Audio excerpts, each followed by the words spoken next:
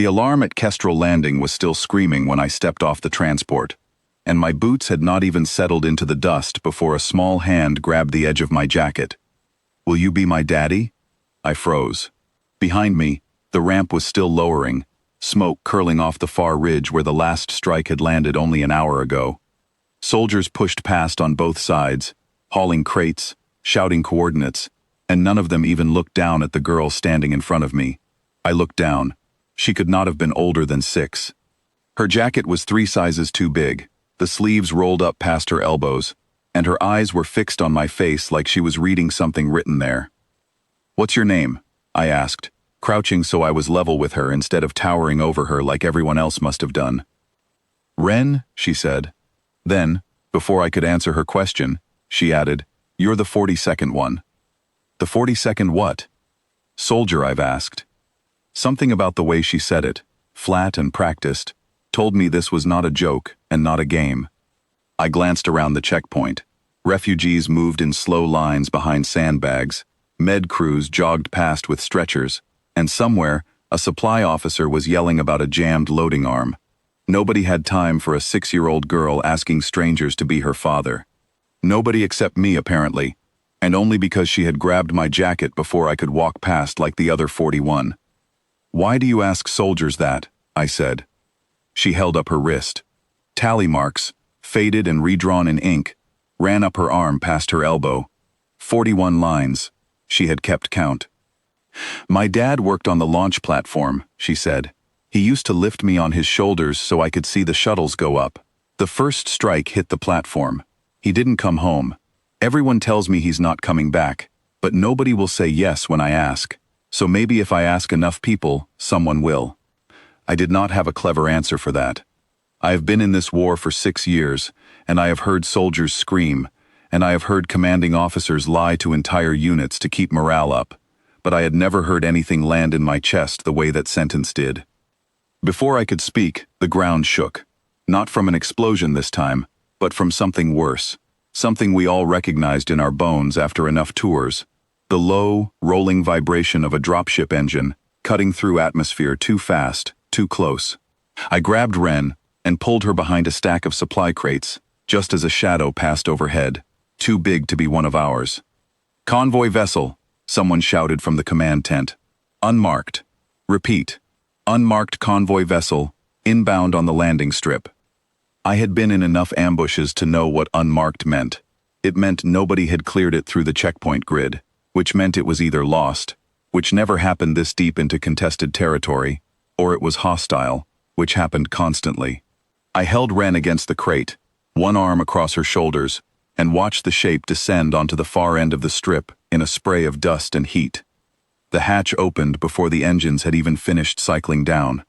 3 figures came out fast, weapons up, moving in a formation that told me everything I needed to know. Raiders.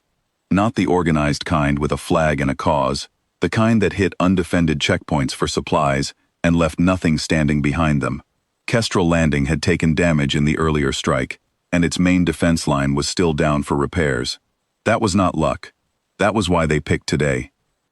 "Get everyone behind the med tents," the checkpoint commander bellowed, and I saw soldiers scrambling to form a line between the raiders and the refugee column, the column Ren had been standing in only minutes before.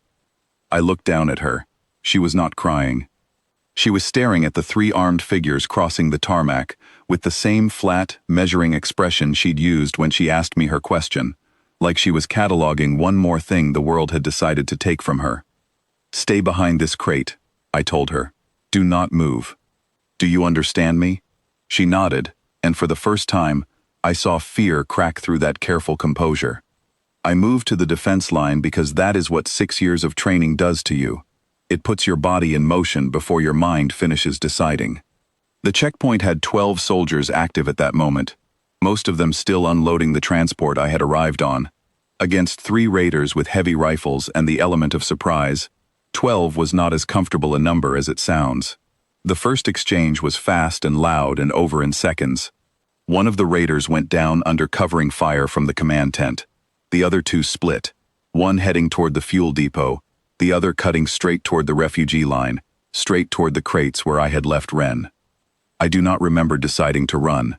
I remember being at the crate before I understood I had crossed the distance, putting myself between the raider and the small shape crouched in the dust. He was maybe 20 meters out, weapon raised, scanning for the soldier who had broken from the line. I dropped and returned fire, aiming low, aiming to disable, rather than to end things permanently, because Kestrel Landing had a policy about that, and because some part of me did not want Ren watching what the alternative looked like. The raider staggered, weapon arm dropping, and 2 soldiers from the depot side closed in and brought him down without further exchange. The whole thing had taken less than a minute, but my hands were shaking harder than they had in months. I turned back to the crate. Ren had not moved. She was pressed into the smallest shape a person can make, arms wrapped around her knees, and when she looked up at me, her eyes were wide and wet, but she was still not crying. "You came back," she said. "I told you to stay put. I wasn't leaving you out here." "Everyone leaves," she said. "That's what they do. They say kind things and then they leave." I sat down in the dust next to her, ignoring the smoke still curling from the fuel depot, and the medics running past with the wounded raider, and the shouted reports crackling over every comm on the strip. None of that mattered as much, right then, as making sure this girl understood one thing clearly. "I'm not going to lie to you," I said. "I can't promise you the war ends tomorrow. I can't promise nothing bad ever happens again, because you just watched something bad happen, and pretending otherwise would make me one more person who lied to you.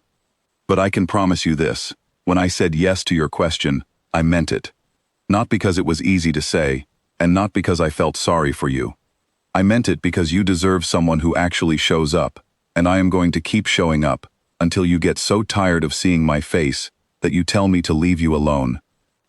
She almost laughed at that, a small hiccup of a sound caught somewhere between crying and relief. "You said yes an hour ago," she said, "before all this happened." "I know. Do you still mean it, after all this?"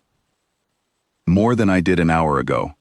She leaned into my side, and I put my arm around her, and we sat there while the checkpoint crew secured the last raider, and the medics confirmed no soldiers had been lost, only bruises and a scorched fuel line that would take a day to repair.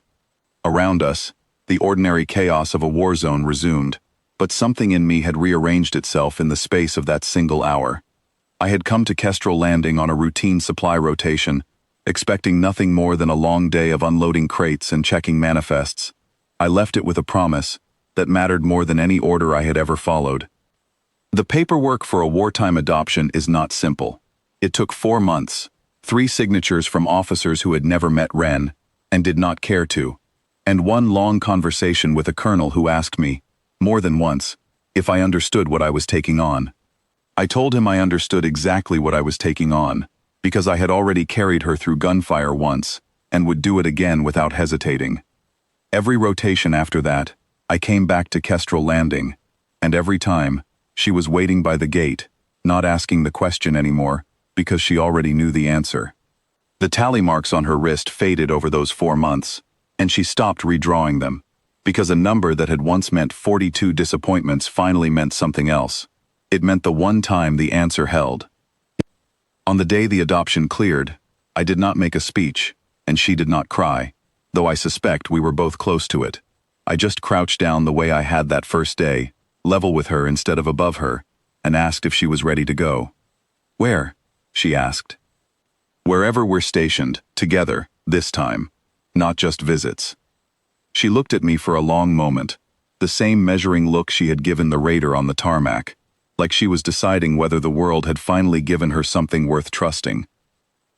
"Okay, Daddy," she said, and it was the first time she had ever used the word, instead of asking the question, and something in my chest that had been braced for years finally let go.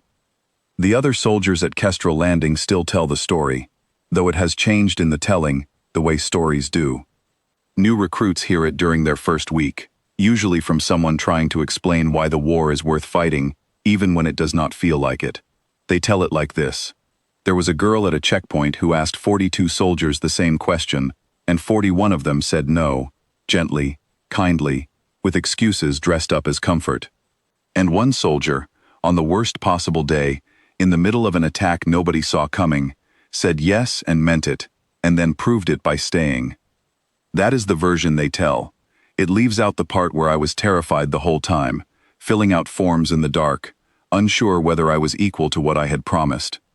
But maybe that is the part that does not need telling, because every parent feels that fear, and it has never once been a reason to walk away. Ren is older now, old enough to remember the checkpoint less as a battlefield and more as the place where her life turned a corner. She still keeps the memory of the tally marks, though the ink faded from her skin years ago.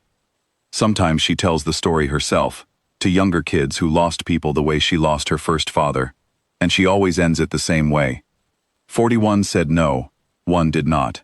That is the one you hold on to.